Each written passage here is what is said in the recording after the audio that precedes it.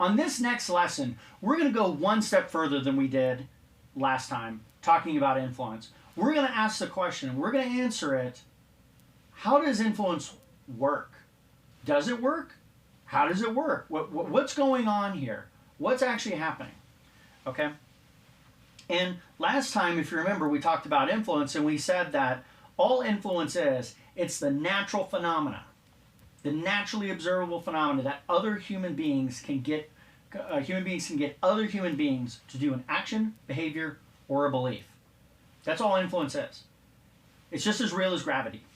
It's just as real as if I drop this pen like that, you could see it, it just fell straight to the ground, right? You saw it on the camera. There's no tricks to pull it down. That's gravity. So natural phenomena. We just observed gravity in real time. I promise you there's no tricks. I mean, I don't need to convince you gravity's real. For some reason, I need to convince you that influence is real and other people. Nobody takes it seriously, but they would take gravity seriously. The way they build houses, they take gravity very seriously, but we're not taking influence seriously. I proved without a shadow of a doubt the truth of this very recently, and I'll try to prove on camera as it makes sense that influence must be the case, that it must be possible to be able to get other people to do things for us. Of course, we already know this, but to get this at the elementary belief level, to go from action all the way down to belief. It's one thing for you to act on what I'm telling you. It's another to believe, to really believe. And I was talking to my wife about this concept of that a pen can prove it to you. And I started seeing my 6-year-old come around the corner. And she had like a ton of boxes in her hand. She was just like, kind of stumbling along. And, she was trying her best not to drop these boxes. She's a little goofy. And so I dropped the pen. Boom. I saw her coming around. My wife was watching as this happened. I dropped the pen. And she may or may not have seen me. She might have. I just dropped it. Like, whoop. And I said, hey, can you pick up that pen, please? She then, without asking a single question about it, this creature, this thing I'm observing right in front of me, bent down, carrying a bunch of boxes, grabbed the pen, and handed it to me. Here you go. I said, thank you. And she just scooted along. We could overlook this. We could take this as some sort of, oh, well, no duh, people will do it. But will they? Under what context will they do that? By whom will they do that? If her sister had done it, it might have been a different situation. Why is she doing it for me? Oh, because I'm a parent? No, my friends. No. It's not how it works. Okay? It's not how it works at all. But I will share with you how it works today. So back on the board, back behind me, I've got kind of a riddle played out here. So we can walk through it one step at a time. People are influenced by what they blank is blank for them. People are influenced by what they believe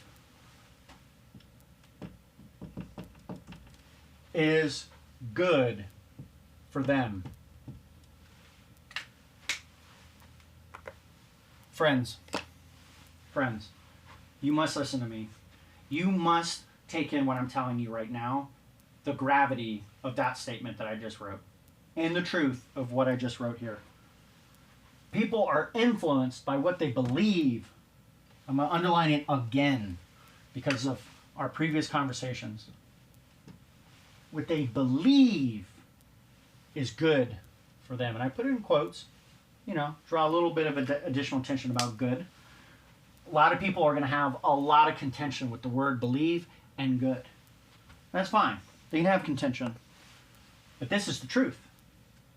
This is the God's honest truth.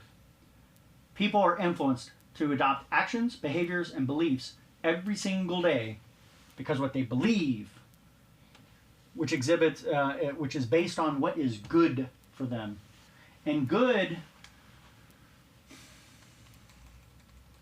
I know in future lessons I'm going to stumble on this, and I apologize, but a lot of these things, unraveling these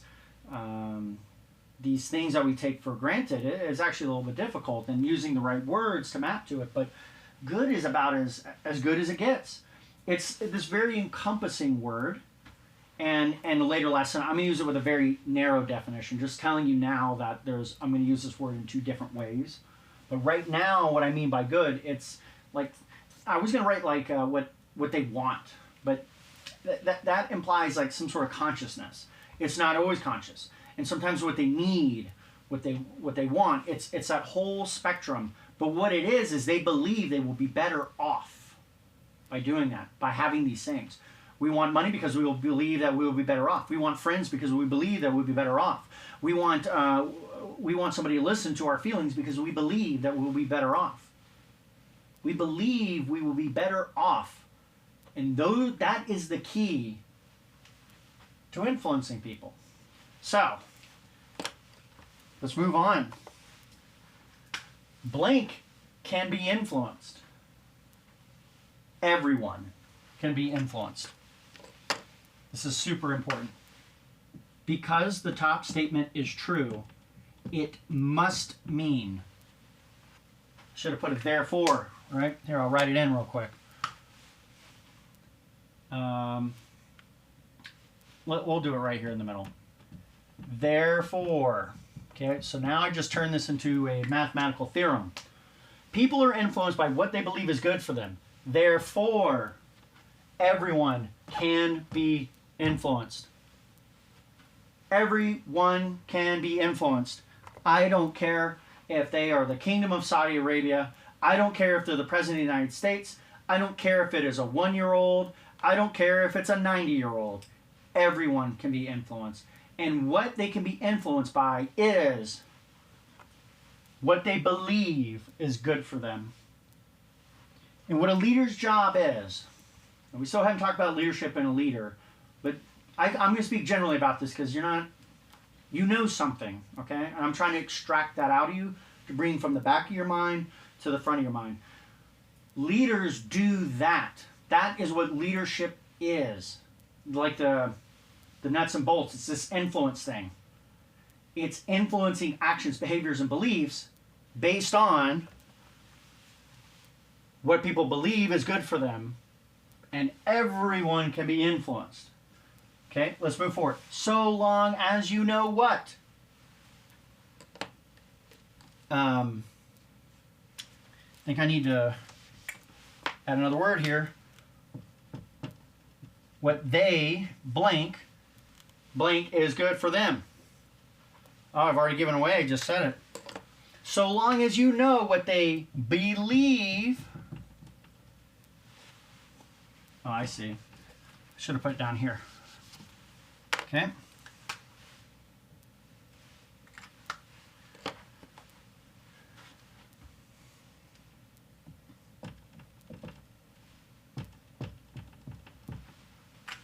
It's kind of a restatement of the top one.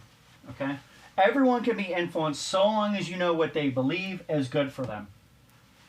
You can influence them.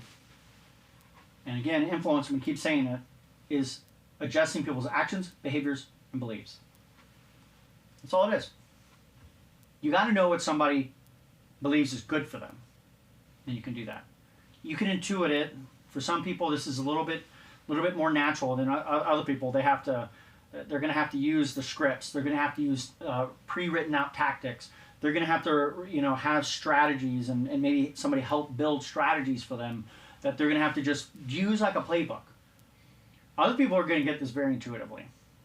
And we're going to go into depth about who and how this concept is used. But you just need to understand and just bear with me that for the moment, influence is nothing more than getting other people to do actions, behaviors, and beliefs. And the reason why they would do that is because they believe that doing so is good for them.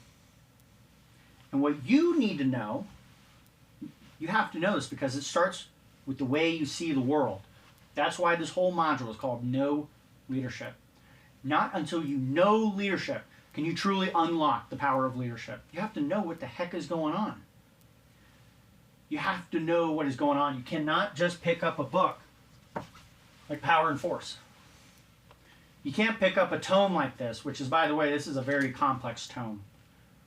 You cannot pick up a book like this and know what is its purpose. What is it to do with anything? Okay. What about? Oh, now I'm getting books falling off the shelf. You can't know what to do with this one. Games people play. Okay.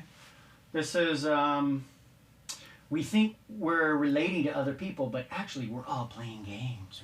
Ooh, super mysterious. It's got the mysterious eyes. Literally, the book cover is trying to influence you to have a belief about the world, to take actions, and adopt behaviors. Just the cover alone of this book is trying to do this.